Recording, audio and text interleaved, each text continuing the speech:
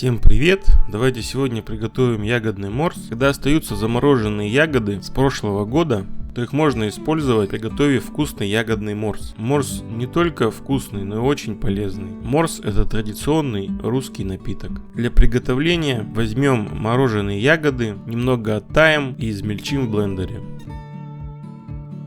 Далее в большую кастрюлю выложим ягоды.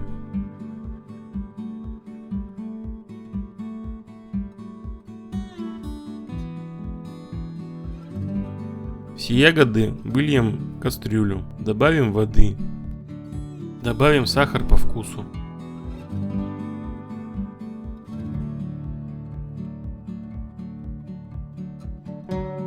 Кастрюлю поставим на газ и доведем до кипения. Прокипятим 5 минут.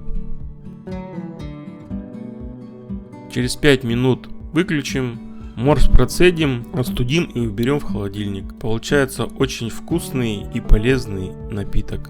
Кому понравился рецепт, ставьте лайк, подписывайтесь на канал Рецепты на выбор, делитесь с друзьями в социальных сетях, нажимайте на колокольчик. Всем пока, до новых встреч.